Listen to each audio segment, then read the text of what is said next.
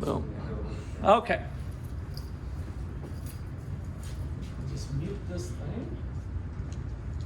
Video mute. Okay, so let's see. I think we were basically done with chapter 3. I feel like there was maybe a couple tidbits Supply shifter left to go. Yeah, supply shifter, is that where we left Yeah, on? I think Okay, so. thanks. All right, supply shifter, and so maybe it's good to go through a little bit of market movement, and then we're going to move on to international trade is the plan. So, so the thing you guys just turned your extra credit in is hopefully what I call home base. Well, you might not have did home base because I left it pretty open for what you can do with it. For every economics problem that you read, there's some initial starting point, right? There's some initial starting point. And so I call that home base. And so in the market for eggs, so this is the quantity of eggs. And this is the price of eggs. And there's some demand for eggs and there's some supply of eggs.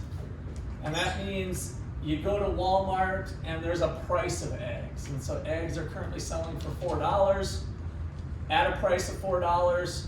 Walmart is supplying 100 cartons of eggs and people are buying 100 cartons of eggs, right? So that is our home base, some sort of initial equilibrium price and an equilibrium quantity. So we'll put like Q1 and P1. Sometimes we put a little asterisk on there to show that it's the equilibrium price. And it's kind of a special thing going on. In equilibrium, there's no situation where there's no tendency for change. There's no reason for prices to go higher or lower. Neither party has an incentive to want to switch.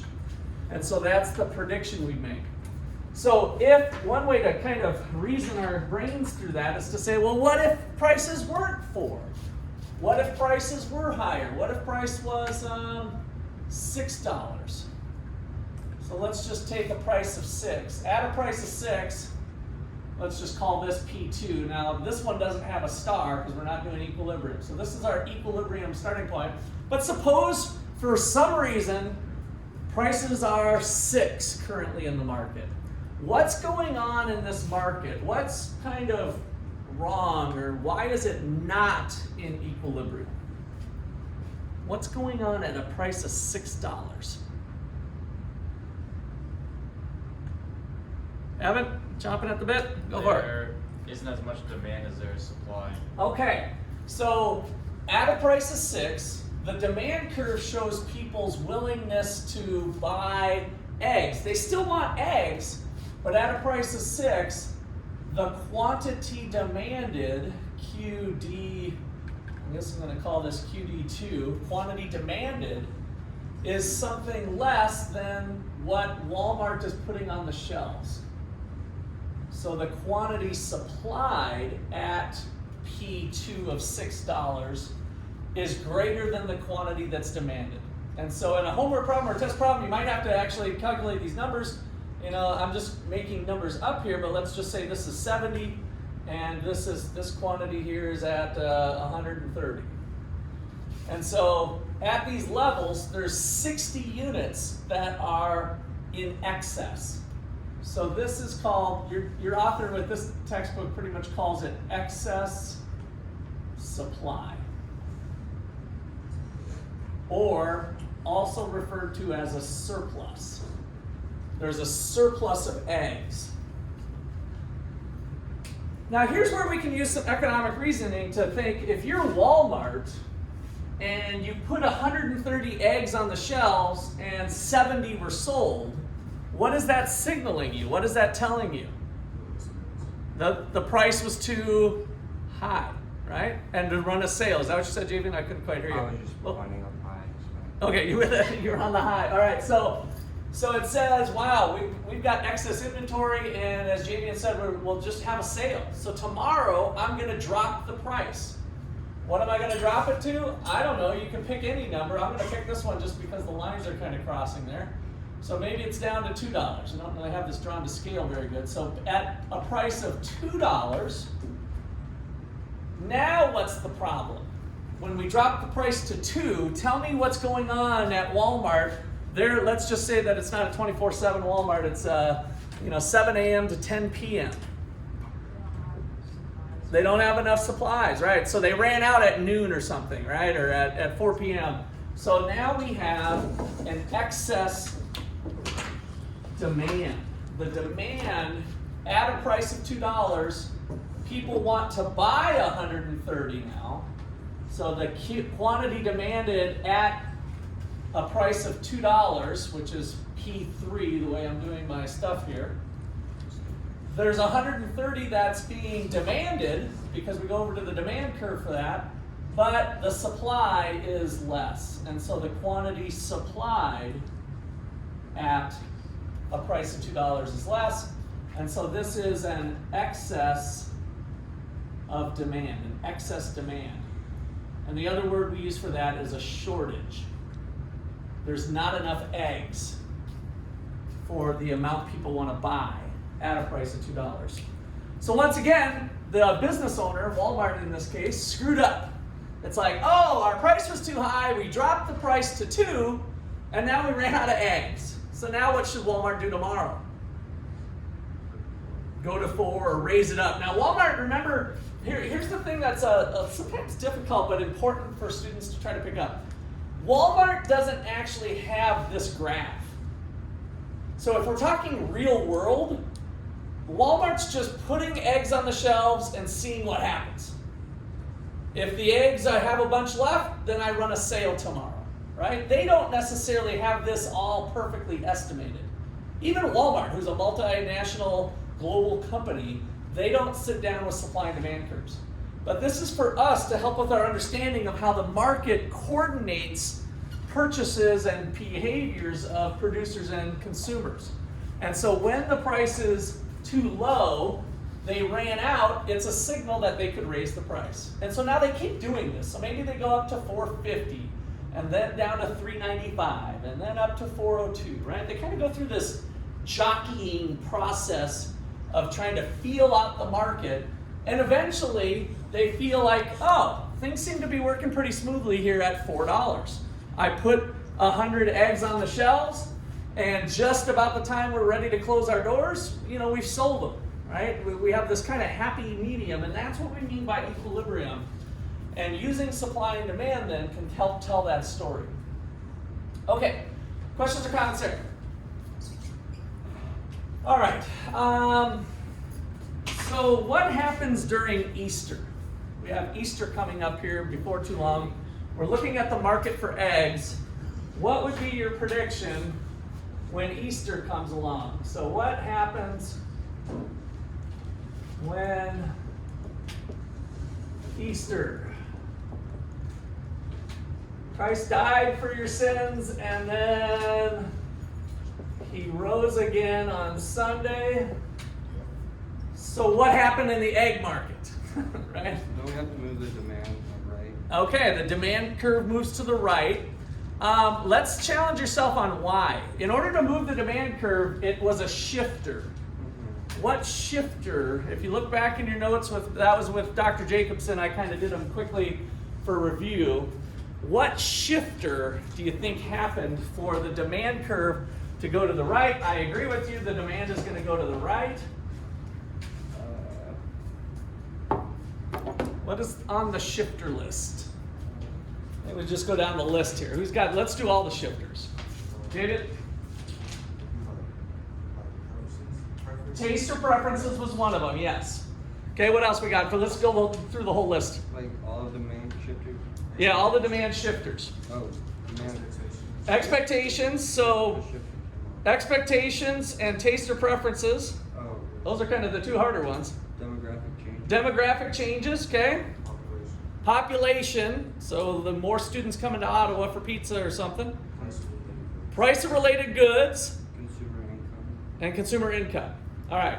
Now, if it's income, then your income went up. If eggs are a normal good, then we'd expect that to go to the right. So which of that list, I think that expires the whole list, what do you think it is that shifted the egg curve for Easter? Taste and preferences, right? All of a sudden, we're not just getting eggs to make hard-boiled eggs to consume, but to help decorate the house and celebrate Easter. Our taste or preferences for eggs changes during the holiday celebration. All right, so then we have a shift. So I think I'll leave that one alone. Let's do a new one here. So what happens for Easter? So a change in taste for eggs. Increases the demand. So that's our shifter. We want to get good at drawing home base. So the market started off at some level. There's home base. You always want to label the market, because otherwise, what are we talking about? We could be talking about markers or erasers or beer or chicken wings. Here we're talking about eggs. And we have a demand going up, so the price started at P1 and Q1. And with a shift to the right, we have an increase in the price of eggs.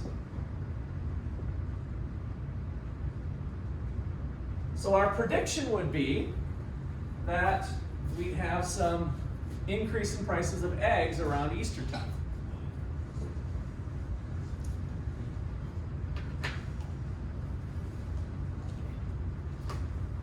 Okay, so change of taste preferences, increase in demand. So an increase in demand, this would be kind of to summarize what went on with the graph. An increase in demand led to an increase in equilibrium price and an increase in equilibrium quantity.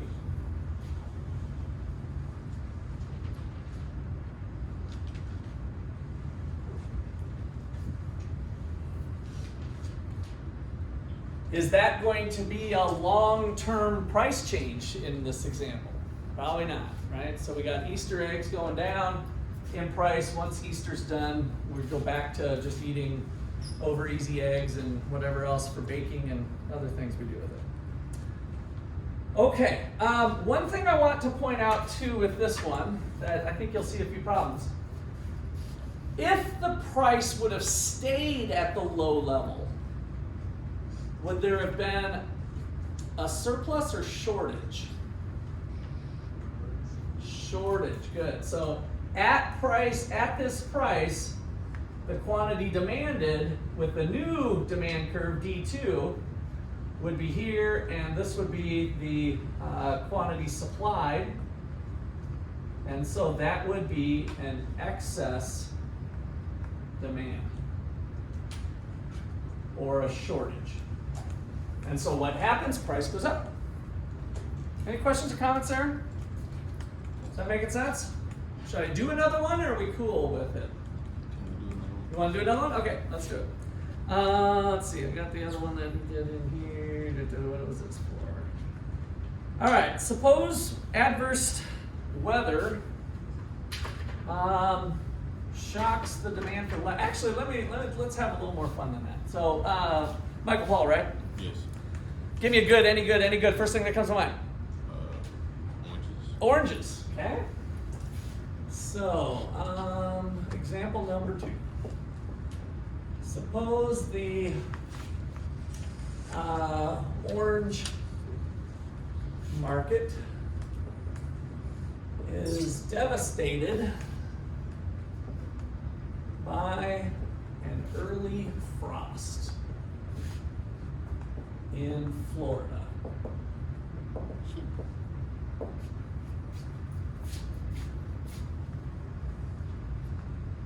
Draw a home base. Always go to home base first. So we got the quantity, we're in the orange market. We're measuring price. There's always some starting price, some equilibrium price and quantity.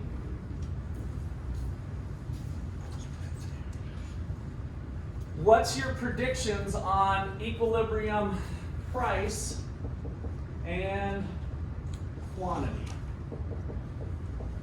So that's what we're doing with this, is to try to make a prediction. What would happen with an early frost? David? There would be a shortage of oranges, so the price would go up. Okay, so I want to be a little bit careful with the shortage word.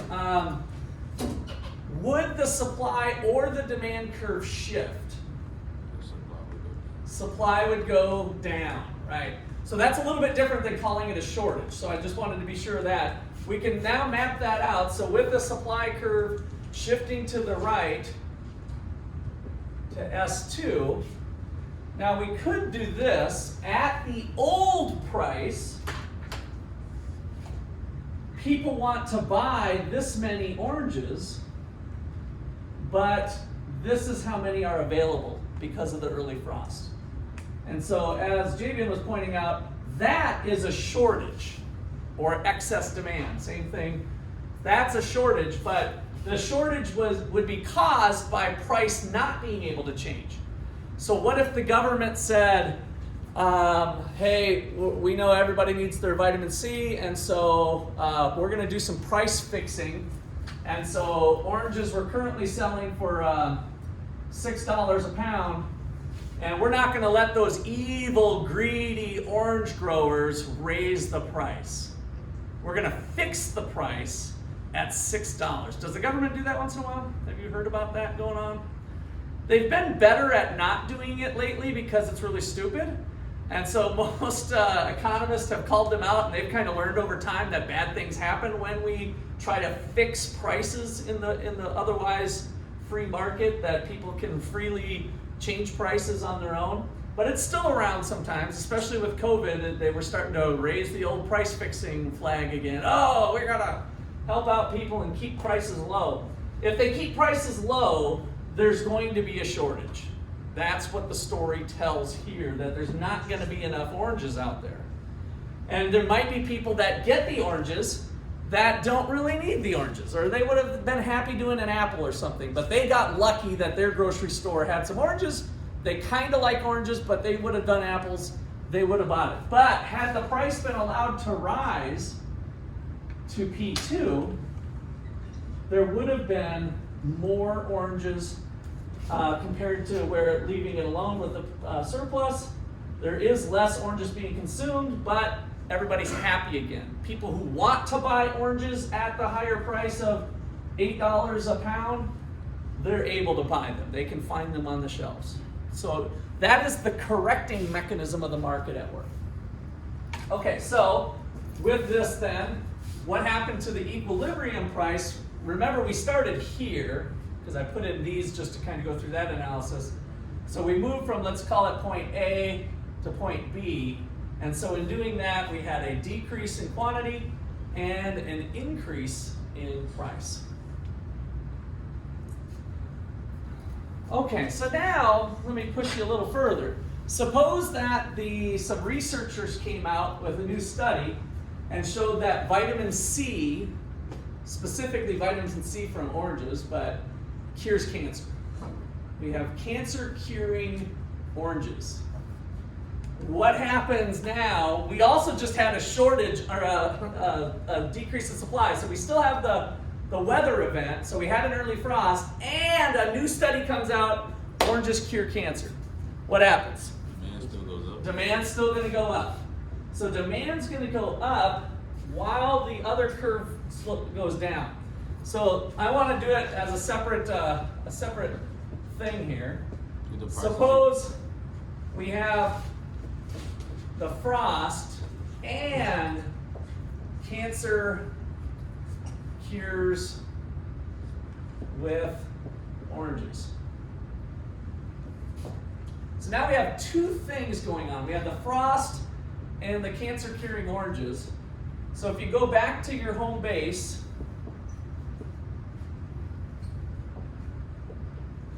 and we start off at P1 and Q1. Demand goes up, supply goes down, so same thing that we were doing here. What happens to price? It goes up. What happens to quantity? Are you sure? It goes down. I see some going up, some going down.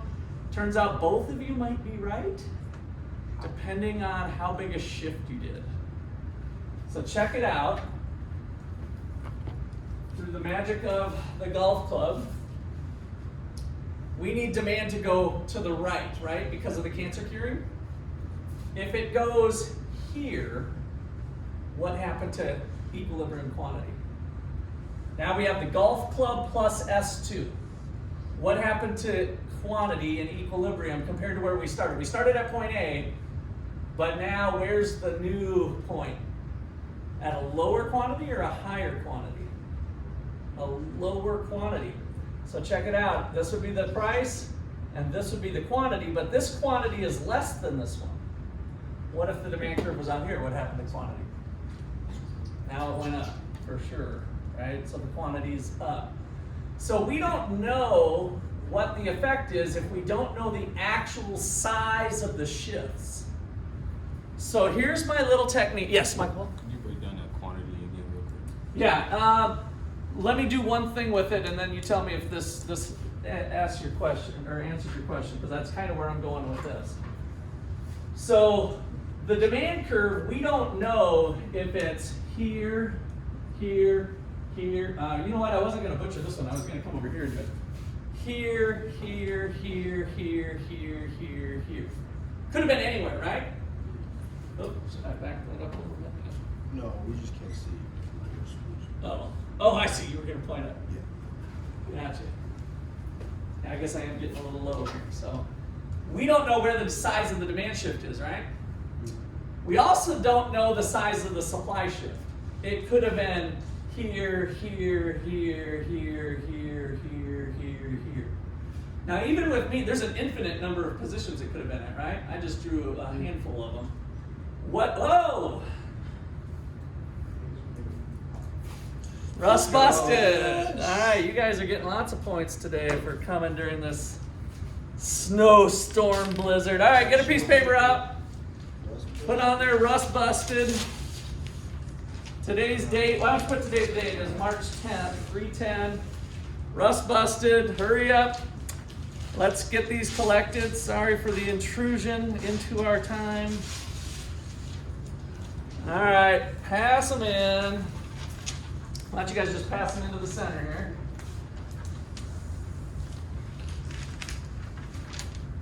All right. So, looking at that waffle thing up there, what happened to price for sure? Did it go up or possibly down? Up. So all of the whole intersections, all of these diamonds that were created, each one of these is a possible, did I forget you? Is a possible new equilibrium point, right? All of those are possible new equilibrium points. And so we know that we started here. If you put a big star in your notes right here, there's no way there's anything down here. All the action is up here. So we know for sure that price went up. But it's possible one of the intersections is here, for instance. That is to the left of quantity, which means quantity would have went down. This one's to the right, which quantity would have went to the increase. And so we're unsure about the change in quantity. All right, let me come back to you. Any further questions? So that original quantity, which would be A in this example is the starting place. We started at A, and then with the double shift, I didn't want to, hopefully you guys didn't do these, I wanted to leave example number 2 as it was, so we went from A to B. okay. So then all I was saying was that if it was here, then the quantity went down, but if it was here, then the quantity went up. And that's what we're doing here, is we're showing that it depends on the size of the shift. Okay? All right, anything else there? All right. Well, that's going to wrap our chapter up for chapter 3. And we're going to get started in chapter 18, which is on international trade. And that might seem a little weird to you that here we are in macroeconomics, and we really haven't started talking about the United States and its macroeconomy, and now all of a sudden we're going to jump to talk about the world. But it turns out that what we talk about in international trade is very microeconomic oriented. So bear with me, you'll see where we're going with this, and that's what's kind of fun about international trade. The same reasons why we trade with each other is why countries would find it beneficial to trade. So the basics for international trade is what I find very appealing. In economics, we make a lot of assumptions about behavior and other things. And what we assume with international trade is that countries are different. They're not identical. Is that an easy pill to swallow? Are countries different from each other? All kinds of differences, right? So that's how we start off with international trade. So chapter 18 is international trade.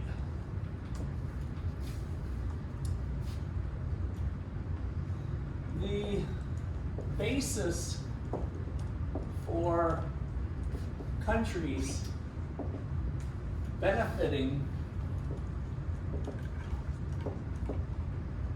from trade comes from an assumption that they are different.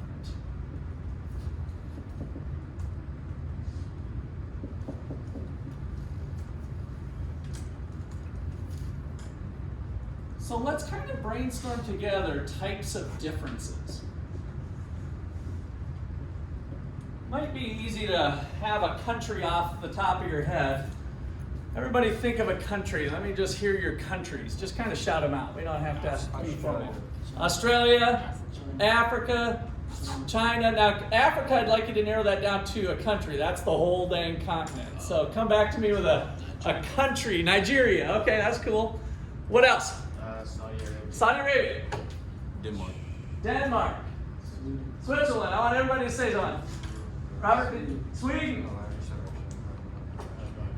A country? Pick one. I'll come back to you. You're last. Switzerland. Australia. Somebody said Australia. Come up with a new one. He told it. Say anything. Any country in the world. Germany. Yeah, that's a country. Sweden. All right. I think somebody said Sweden, but that's all right. All right. So now think about how the United States is different from the country you were thinking about. And you can think about any country. I just wanted to get your juices flowing. What are the differences between countries? Go ahead and just shout some out here. Location. Location. And what about location? Parts of the world. Louder? Regions in the world. Okay, and what about that location though? What makes how does that location impact that? Think about the implications of location. Is what I want you to drill a little deeper down on that. Food, resources. You know what, Jaden? I think you need to come up. You're always participating, which I love, by the way. But you're not so soft. And I want you to keep going. So that you don't have to do it today, but just think about coming up a little closer. Or you could do it today, right now, if you're feeling it. But okay, what else? What about location? Different resources. Okay, different resources. Like what? Let's drill down on that a little bit more. Oil. Technology, okay. What else? Oil. Oil. Yeah, let's talk oil reserves. That's a big thing right now with the whole Russia-Ukraine conflict, right? Farmland. Farmland, yeah, good. So tillable soil, right? So what is their farmland like? How productive? What can you grow on there? Animals. The weather. The weather, yeah. What would that cause? What can you grow in weather? We just did one example of it. Give me some crops that are weather dependent. Wheat, sunflowers, oranges. How about something you drink in the morning to wake yourself up a little bit? Go to Starbucks. Coffee, yes, some caffeine and coffee, right? So all of that stuff is going to be weather dependent. You can't grow oranges in California, or not California, California you can, in Canada. So oranges and coffee. for instance. Okay? What are the basic resources of the economy again? So you guys are touching on them here. So somebody said resources, that's what I wanted, but what are the 4 categories of resources? Land, labor, capital, which is machines and buildings and other stuff that helps make other stuff. Land, labor, capital, and entrepreneurship. All right. So those are kind of the 4 basic buckets of resources that are out there. Talk to me in terms of labor. Differences between different countries with labor. Labor laws. Labor laws. Okay, that's a good one. So, and just we could say laws in general, right? So, but as they relate to labor, it could relate to any of those, right? And that's an important one that we'll get into in this class quite a bit. What else about labor? People. Like the wages they offer. Okay, the wages. So some of them might be higher wages. Why would some countries have higher wages than other countries? Because of labor laws. Labor laws partly could be to blame, but there's a bigger driving force than that. Country has more money. Who makes a lot of money and who doesn't make so much money in the business world? Education, good, Janaya. So education levels can be different in different countries around the world, right? Is the United States fairly highly educated or low education? High, right? And so we have a population base of 330 million people, and our average level of education is much higher than other countries. Like, let's take India. Anybody know the population of India, roughly? We're 300 million, the United States, 330, but let's just call it 300 million. Is India bigger or smaller with population? It's bigger. Bigger. 4 times bigger, so is China. 1.2 billion people. Guess who's more educated? The Americans. No, that is not the Chinese. The average Chinese, right? Of course, there's population centers within China that are going to have higher education levels. But if you take all 1.2 million, our average education level's higher. All right, so that can be something that can influence differences in the country. Would you say city attraction?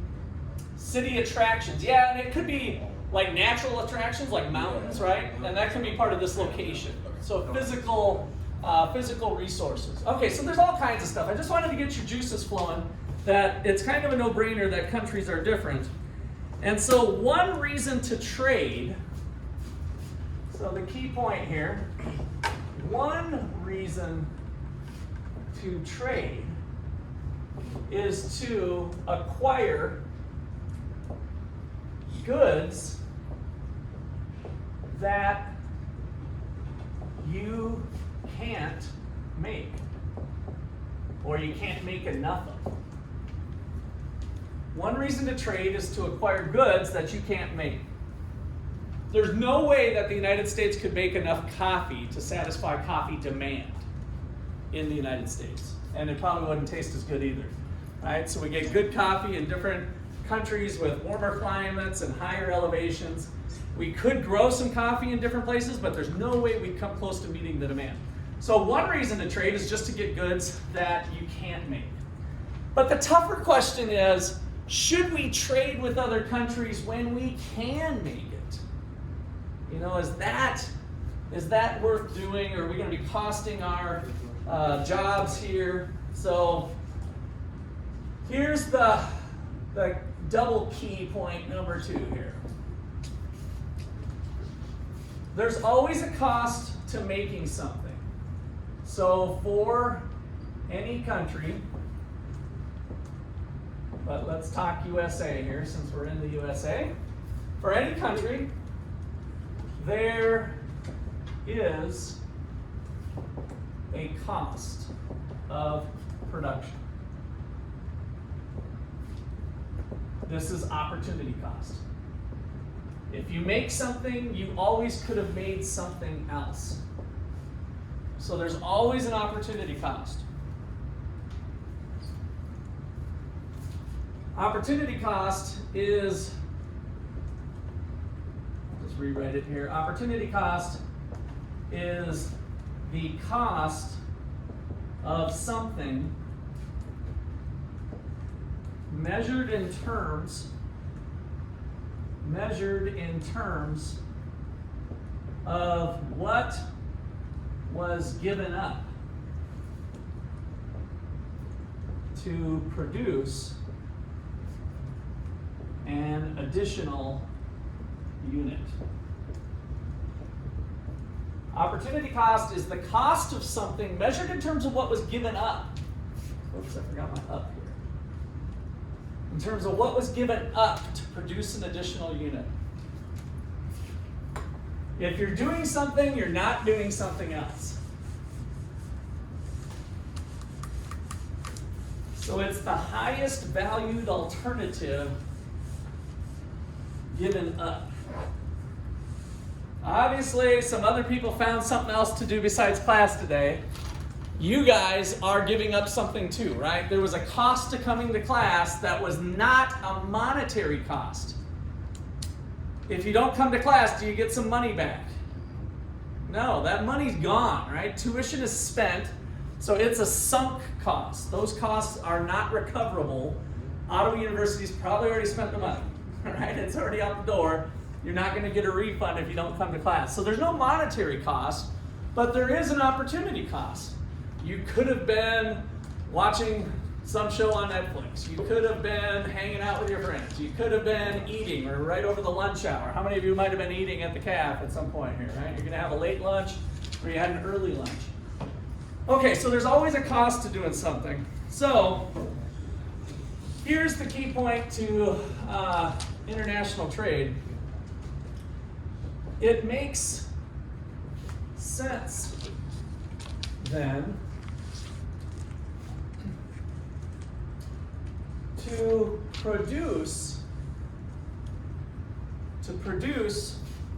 goods in which we have a low opportunity cost.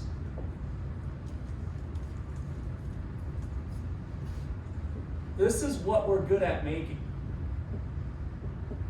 What we're good at making. It makes sense then to produce goods which we have a low opportunity cost and trade for goods we suck at making.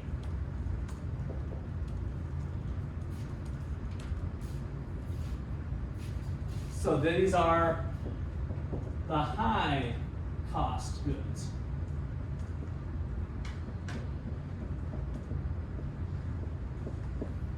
We can't make coffee very well in the United States. Our cost of producing coffee is much higher than what they can do in Peru. Why?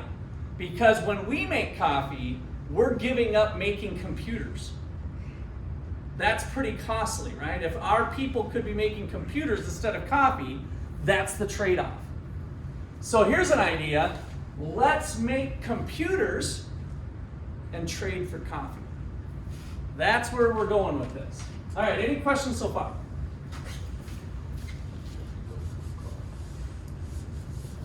All right, so we're going to jump right into an example. It's called the Ricardian trade model. It was made famous by David Ricardo in the early 1800s. So Ricardo was a Frenchman, and he thought he wanted to get some trade going with the King of England. So we got England and France. And he basically goes to the king and says, "Oh, king, I know you're better at producing everything, but let me show you why you should trade with us lowly Frenchmen." And here's the case that he put forward. We're going to use some different countries, but that's the idea. All right, so let's put on here Ricardian trade model. Also called the model of comparative advantage.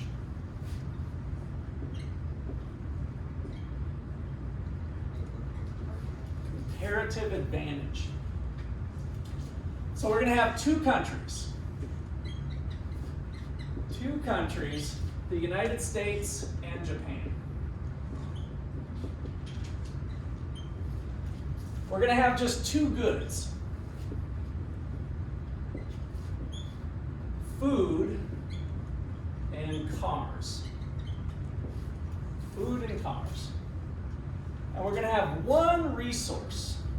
One factor of production is the other word we use, and that is labor.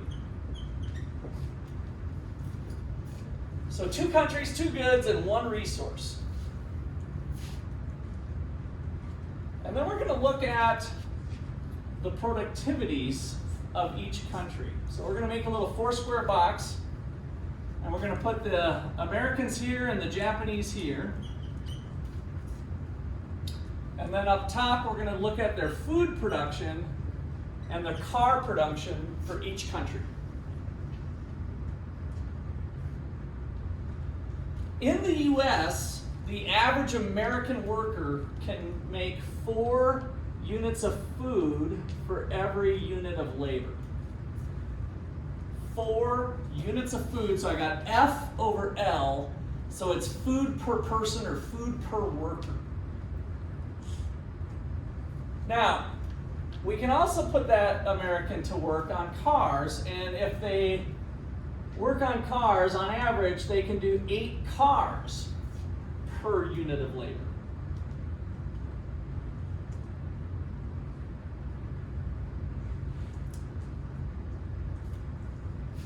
For the Japanese, one Japanese person can do 5 units of food for every Japanese person. And 25 cars.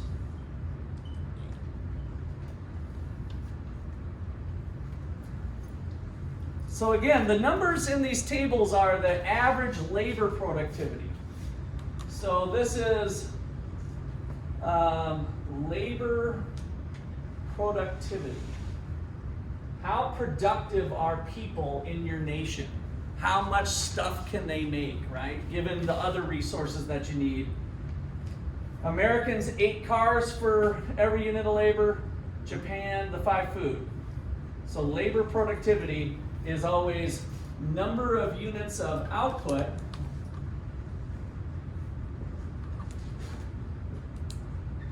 divided by the number of units of labor or input in general. So if we're talking labor productivity, this is what we're talking about.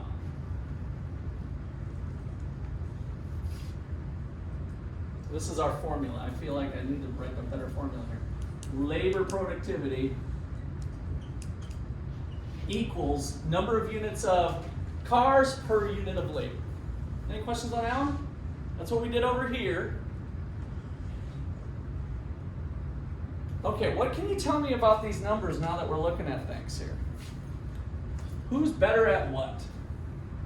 It's like Japan's better at everything. Yeah, Japan's better at everything, right? So Japan has what we call an absolute advantage in production. One worker there can make more food or more cars, right? So Japan, so note, Japan has an absolute advantage in production. What does that mean? They're better at producing both goods. Better at producing both goods.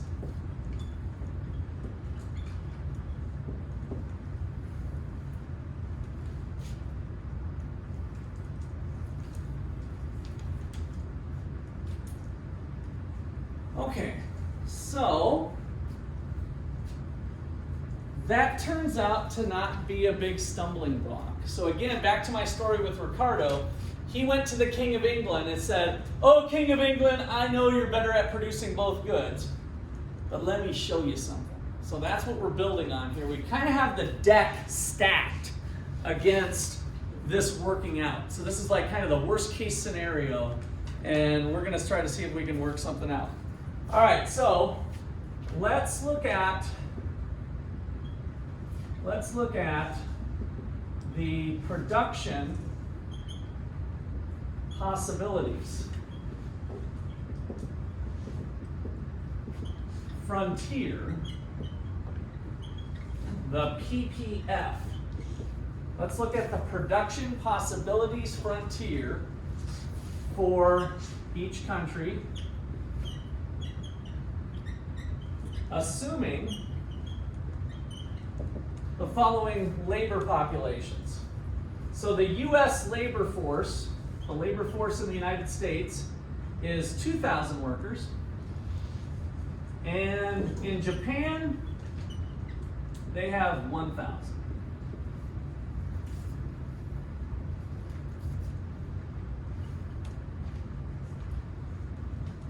Okay, so now a little shorthand notation that we're going to do to kind of carry things through a little bit better is we're going to label the foreign country with a little asterisk by their stuff.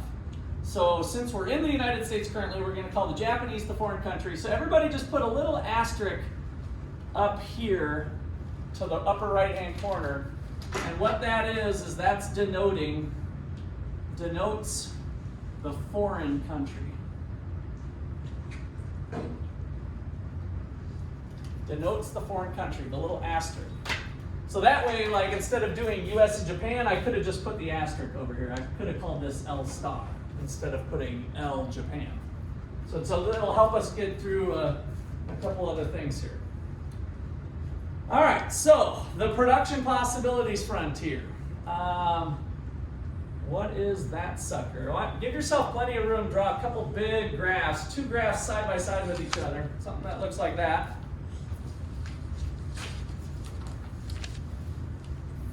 And we're going to measure the United States over here to the left and Japan to the right. US to the left, Japan to the right. And then we're going to put cars on the vertical axis and food on the horizontal axis. And same thing for Japan, except now I'm going to put C star and an F star using our little star notation, right? So F star and C star. So we could have just put C here, but we'll just make sure we're all clear on what's going on. So the production possibilities frontier shows the maximum combination of 2 goods an economy can produce given its available resources and technology. That's what the production possibilities frontier is. What's the most cars that the United States could make? Where are they maxed out? So we have enough data up here to kind of tell me what's the maximum amount of cars. If we put all of our resources into car production, how many could the United States make? Maybe 16,000. 16,000. So we put all 2,000 workers and we put them on cars. Each one on average can make 8 cars per unit of labor. So 8 times 2,000 is 16,000. All right, so let's kind of draw a little bit of, we'll try to be a little decent here with the scales. So kind of try to do even up here. 2, 4, 6, 8, 10, 12, 14, 16. So there's 16. Try to just do even spacing all the way up there. 2, 4, 6, 8, 10. And then on the food, they don't have to be spaced the same. You can give yourself a little more room. Because how much food can the US produce? How much food can the Americans pump out? Rayleigh, you look like you're chomping at the bit there. How much food? How many workers do they got? 8,000. How many workers do they got? Let me go to Rayleigh. 2,000. And how much can each worker make in food? 4. So what's the amount of food? If they put everybody into food production, how much can they make? 8,000. Okay, good. So 8,000. So now down here, if you want, you can just kind of go 2, 4, 6, 8. Who do we appreciate? And that then is 2 points on the production possibilities frontier. Now we could be somewhere in the middle. Where would be a point in the middle? What if we split people up? 1,000 in each. What would we have? 4. Go ahead. Oh, Are you just flexing? 5, but I couldn't really think, So we got- got my hand out. Okay. So what if we split it up? We put 1,000 people and 1,000 Americans go into food and 1,000 go into cars. What would be our combination of both? 4,000 and 8,000, right? 1,000 people in each one. So we could be at 8,000 cars and 4,000 food. And so that would be a point. Now, the reason why I wanted you to be kind of clean with your hash marks here is that if you did it pretty accurately, it's a straight line, right? So you could be anywhere along this straight line. And this is the production possibilities frontier for the United States.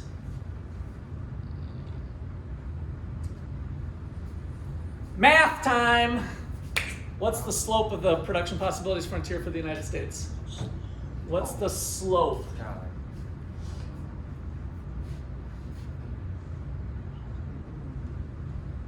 What's the old slope formula? R over R. Rise over run. What do you got here? Janaya? What's the slope?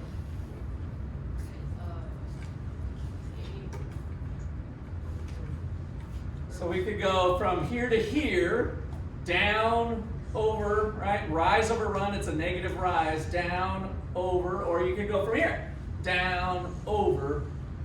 What's the slope? Rise over run.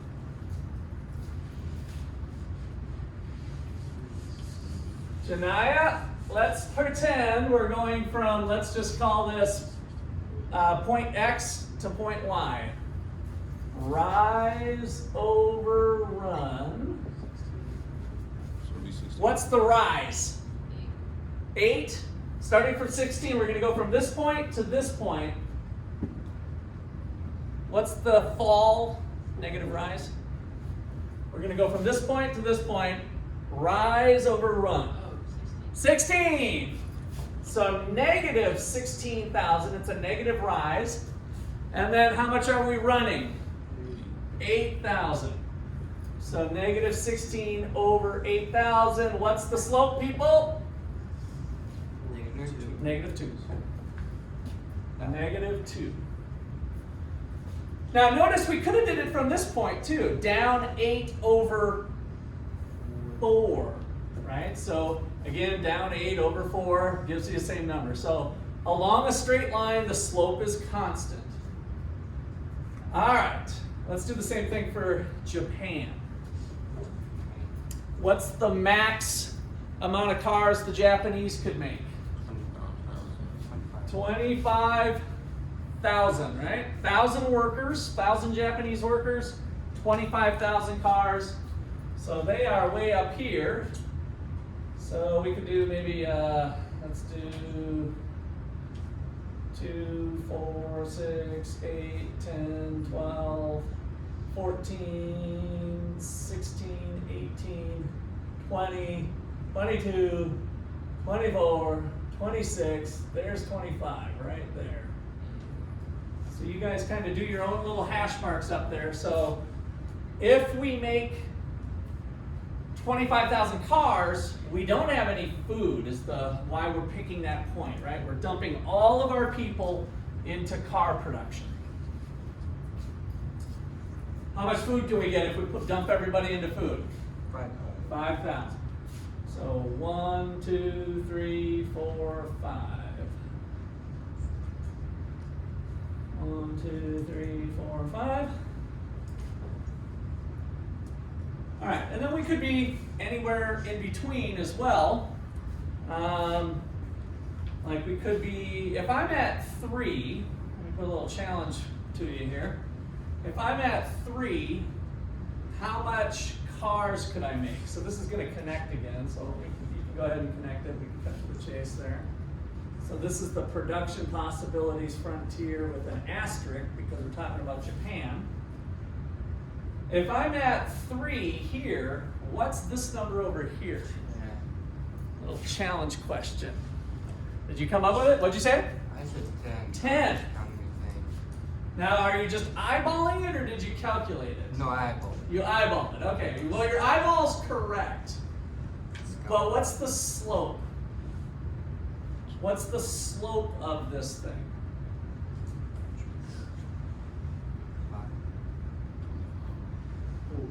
5. What'd you say, Robert? 4 or 5? 4. So down, let's do rise over run. The slope is equal to rise over run. If we go from this point to this point, how much are we falling? Negative 25. And what's the run? 5. So we're running 5. So the slope is negative 5. All right, so now let's do it a little differently than the eyeball method.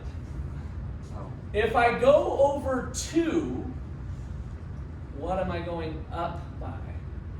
If I go over 2, how much am I rising using the slope?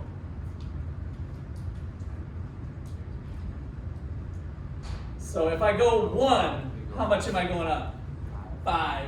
If I go another 1, how much am I going up? 5. 5 plus 5 is? 10. So we got 2, 4, 6, 8, 10. So the eyeball method worked, but it doesn't. We don't want to necessarily trust the eyeball method each time. All right. So there's the production possibilities frontier for Japan. All right. So where can we go from here? Let's think about the cost. So I took a little bit of time to outline opportunity cost. I'm going to get rid of that. I think I'll keep that for now. We'll do this. Board space.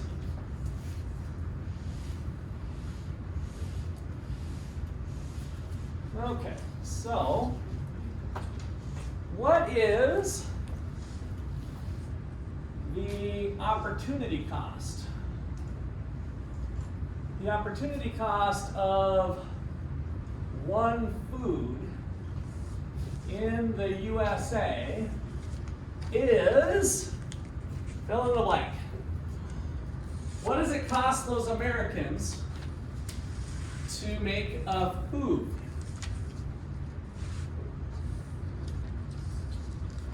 What does one food cost us?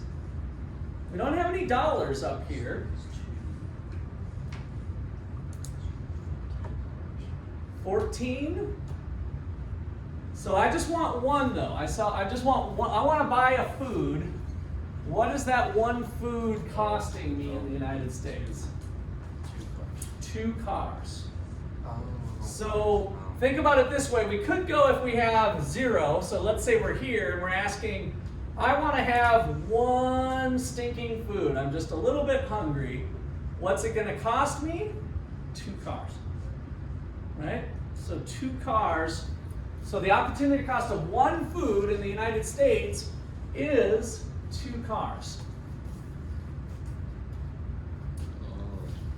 What is the opportunity cost of one food in Japan? The opportunity cost of one food in Japan. 5 cars. All right, so they go over 1. And it just dropped them 5. Who is better at making cars? And I'm sorry, I should have said food. Who's better at making food? The US in terms of what they have to give up.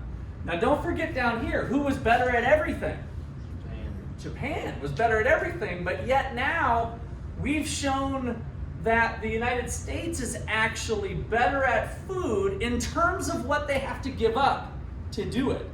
So they can do it cheaper than the Japanese. Would you agree with that? I mean, if we really start to get in and believe in this here, that it's just the math and it's the trade-offs, then we're saying the Americans are giving up 2 cars while the Japanese are giving up 5 cars. That's pretty expensive for the Japanese. We can do it cheaper.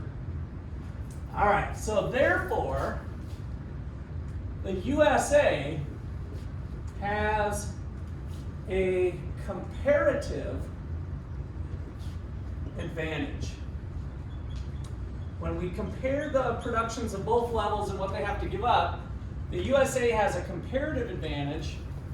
I'm going to just use a little shorthand here, CA. The USA has a comparative advantage in food production.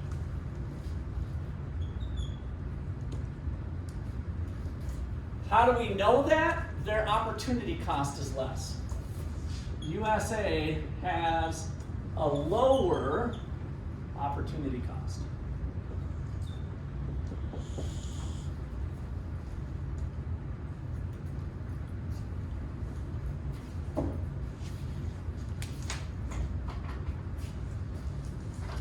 All right, well, let's not stop there. This is so much fun. What is the opportunity cost of 1 car in the United States? The opportunity cost of 1 car in the USA is what? What's a car costing us now?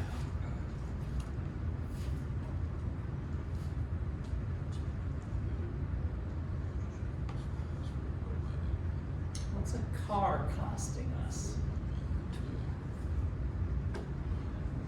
We got the half? 2.5? So I'm kind of thinking here, if I want a car, I'm basically going, this was a 2 for me, the way I did my scale. I'm kind of going to 1, right? So I go up 1, and the question is, where does that leave us over here? If I go up 1, I'm trying to say, what's that number? 7.9. 1/2? 7 point what? I said 7.9. Yeah, this number we'd have to think about. What's the trade-off? What's the slope of the line? 2. So just following that, if we're going up 1, if the slope is 2, we'd go over 1 up 2. So if we go over just 1, where are we at? So one way to kind of think about this is 1 American can either do 4 food, so it's like 4 food equals 8 cars. Would everybody agree with me on that? So 1 person could do 4 food, or 1 person could do 8 cars. So they're equal. That's the trade-off that we were doing. So this is another way of calculating the slope, by the way. So what's the cost of 1 car? How do I get a 1 over here? Divide by both sides. Divide both sides by 8. So to get rid of that, to make that a 1, what I do to one side of the equation, I got to do to the other side. What's 4/8? 1/2. So the cost of a car is 1/2 of what? Of food. A half of a unit of food. So maybe these are trailer loads or container ships of food. 1/2 of a food. Which means, by the way, this number is 7.5. If we had a, this is where the eyeball method wouldn't work as well, right? That's why I said we gotta learn the math, because it might not be easy to use that eyeball method. And go, is that 7.4, 7.6, It's your or 7? drawing. Right? All right. Sometimes we might have to use our noggin. We might not be able to trust our eyeball. All right, that's fine. How about the opportunity cost of 1 car in Japan? 1/5. So now let's do this technique again. So we know that 5 and 25 is the trade-off. So 5 units of food in Japan could be traded for 25 cars. I don't want 25 cars, I just want 1. Divide by 25, divide by 25. 1 car is equal to 5/25, which breaks down to 1/5. 1/5 of a food. Who does cars cheaper, Americans or Japanese, in terms of comparative advantage and opportunity cost? Japan. So 1/5 is lower than 1/2. So the Japanese are the winners here on comparative advantage. So therefore, Japan is the low opportunity cost country and has a comparative advantage in car production.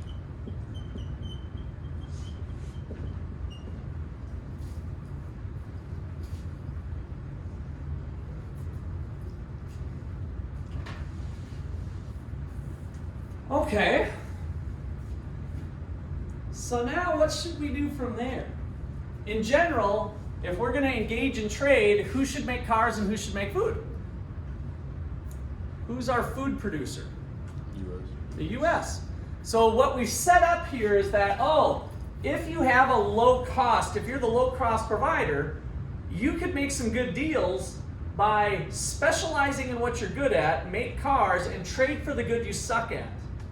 So the Japanese suck at food, the Americans suck at cars in terms of comparative advantage, and so let's specialize in trade. All right, so let's just assume that they start off, and so what we're going to start to do now is showing the gains from trade. Showing the gains from trade. So first of all, we're going to assume with no trade some initial starting places. So assume with no trade that the USA is at 4 and 8. So 8 cars and 4 food. And Japan is at that 10 and 3 level. Is at 10 cars and 3 food. So we're going to call this point A now on our graph. And this one's going to be A star for our foreign country here. So they have to start off somewhere, right? So I'm just making up a starting point. It could be anywhere. But we're going to make up a starting point and suppose that they're at 8 and 4 and 3 and 10. All right, who's going to be our food producer? The Americans. All right, so they're going to shift their production into food, which means they're going to be going down this direction, right? Less cars and more food.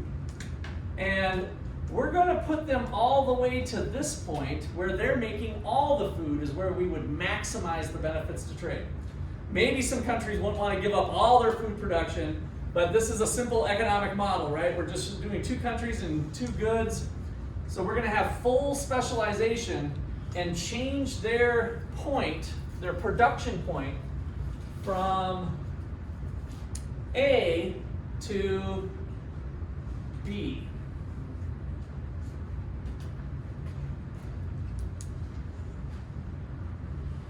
And then the Japanese were going to do the same thing with what they're good at making, which is cars. So they're going to shift their production point from A star to B star.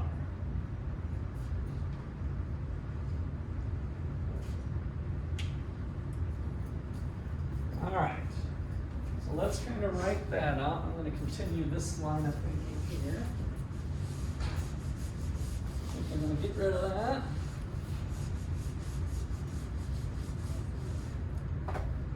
So, with full specialization,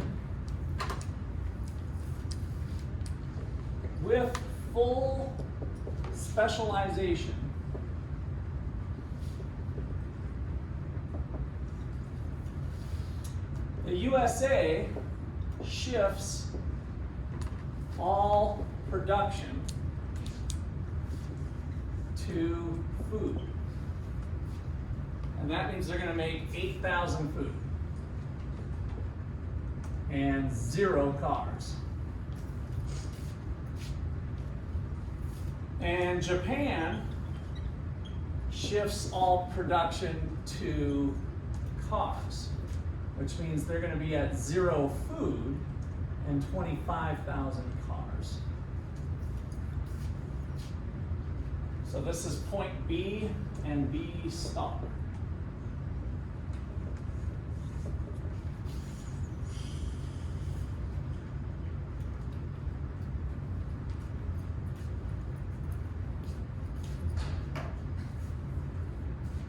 All right, now it's trading time.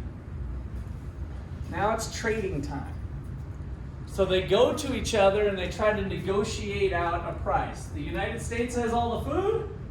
These guys have all the cars.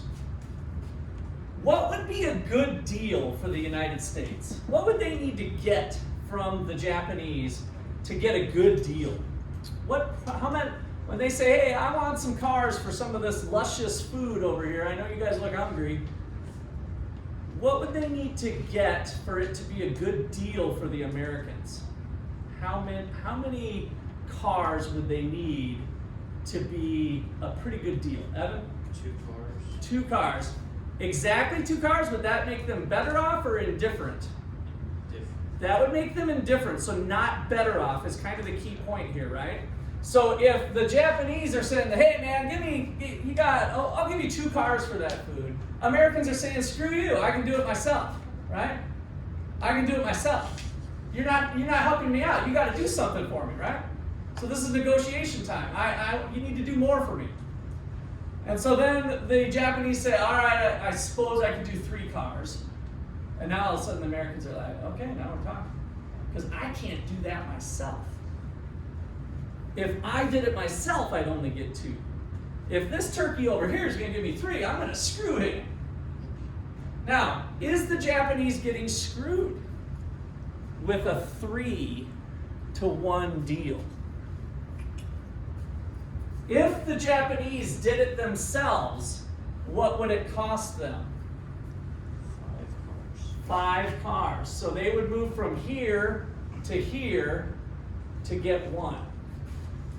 But what did they just throw out to the Americans? 3, which is up here. Is that a good deal for them? Yeah. We just created a win-win situation. There's room to make both countries better off with trade. It's not the Japanese stealing from the Americans. It's not the Americans stealing from the Japanese.